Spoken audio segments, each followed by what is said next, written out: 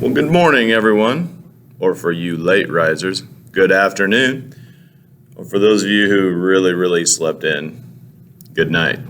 No, not good night, because that means you're going to go to bed. Anywho, grab your coffee, because you're going to need it. It's cold outside, people. It is really cold outside. So don't take your coffee outside because it's not going to be warm much longer. All right, so grab your coffee, your hot cocoa, and you're also going to need your trifold here as well.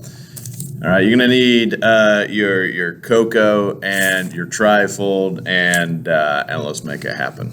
All right, so you're going to be doing two things in biology today. The first thing is I'm going to go through one of these pages on here. So hopefully you have that. And the second thing you're going to do is a little review for the products and reactants of photosynthesis and respiration. Cellular respiration, that is. Not the respiration where you're breathing in and out. Okay? Very important, but that's not the type of respiration we're talking about. We're talking about the respiration that happens on the cellular level inside the cytoplasm and mitochondria of each of your cells. Well, except for the dead ones, but you get the point.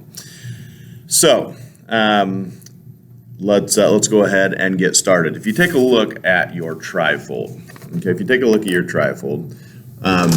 there is a section right underneath the title. You should have your name up here. There's a section right here that has some arrows on it, and it talks about the critical relationship between photosynthesis and cellular respiration. Yeah. I know that we are studying cellular respiration, and photosynthesis is going to come in about a week, okay? But honestly, you cannot talk about cellular respiration without at least mentioning photosynthesis. Why, you might be asking? Because let's take a look at what's happening here. So we have an input of sun, okay? We have an input of sun hitting the chloroplasts, all right, hitting the chloroplast. And so we're actually going to be coloring the chloroplast green. Okay, so I'm going to color that in there real quick. So if you have a colored pencil or crayon, yeah, go ahead and rip it out of your little brother's hands because you got biology to do, people. All right, so we've got the chloroplast here that is using the sun's energy to create two very important substances, O2 and C6H12O6, which we know of as glucose. All right, now glucose is made for the plant, right? Okay, it's not really made for us. Yeah, we eat it eventually, but that's not why the plant's making it. It's kind of selfish, and it's making it for itself. Now the oxygen, it's really not too concerned about the oxygen. It is making the oxygen as a waste product. Well, to you and I, is it a waste product? Absolutely not, because that oxygen is going to be needed down here, as is the glucose eventually, down in the mitochondria. Because as we're learning, the oxygen and the glucose goes into the mitochondria, goes through those 4 steps that we're talking about, and then cranks out carbon dioxide and water as waste products, okay? As waste products. Now, you'll notice that there is another substance that's created that's not on this list right here, okay? And it is ATP, all right? So what you'll need to do is you'll need to take a pen or a pencil and go ahead and create another arrow on there and write ATP. Okay, you'll notice how that I put it on there, kind of coming off. It's not a byproduct. It's basically a chemical that's attached electrons to it, and now that cell can use that for energy. Okay, now let's not forget about these waste products, the CO2 and the O2. You'll notice that that arrow goes right back up to the chloroplast. Pure genius, people. Check that out. Our Earth is designed to sustain itself naturally. All right, I'll let that sink in for a moment. Grab some hot cocoa, some glucose, and really let that sink in for a second. This is a cycle that's been going on since the beginning of time. All right. How cool is it that the sun provides the energy to power this cycle, which creates enough chemicals to where you and I and every other living organism can survive? Pretty amazing if you think about it. All right, let's go ahead and go down to these bottom two sections right here, the photosynthesis equation and the cellular respiration equation. Well, the first one that we're going to crank out is the cellular respiration, the one on the bottom, because you already did that. Okay, you already did that we did it yesterday in class, and we did it last Friday in the lab. Okay, so what are we going to need for cellular respiration? Okay, well, let's think about it for a second. We breathe in oxygen.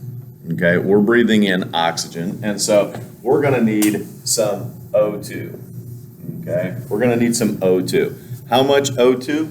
We're going to need 6 molecules. So a total of 12. 6 times 2, 12. All right. What else are we going to need to produce cellular energy? Of course, we're going to need some glucose, right? We're going to need some food. That's why we eat. We need some nutrients. Okay.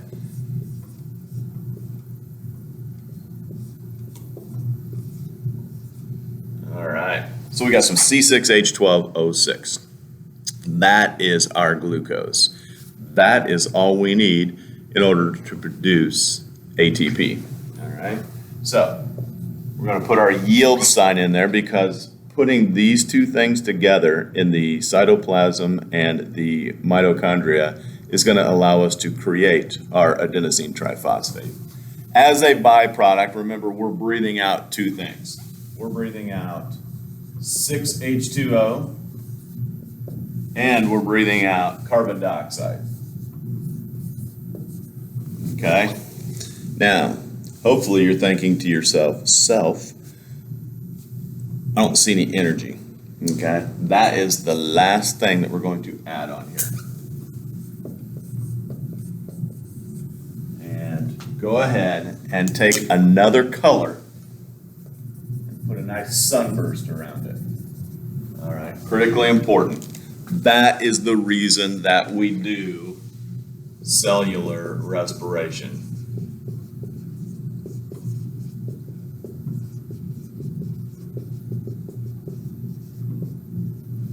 All right, cellular respiration.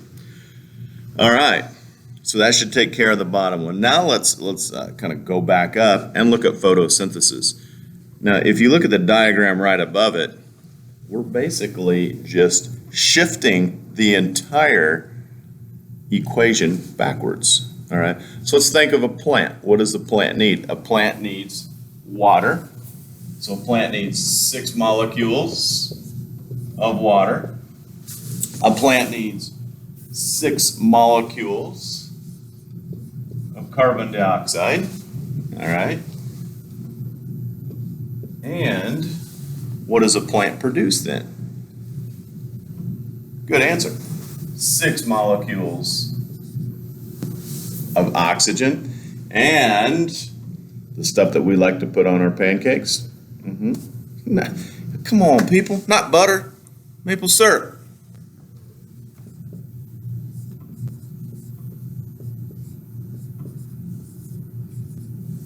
All right. So that's what it gives off. Oh, yeah. Oh, you got a question?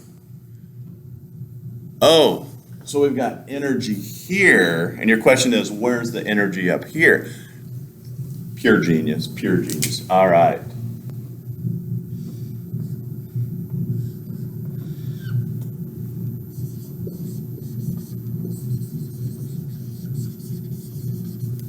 The sun is providing the photons of energy to create the sugar. Great question. Great question. All right. So you should have that information filled out this entire page now. Okay. Now, let's practice that. There is a bioman activity that you're going to do next. And on that bioman activity, at the very end, you can actually email me your score. All right.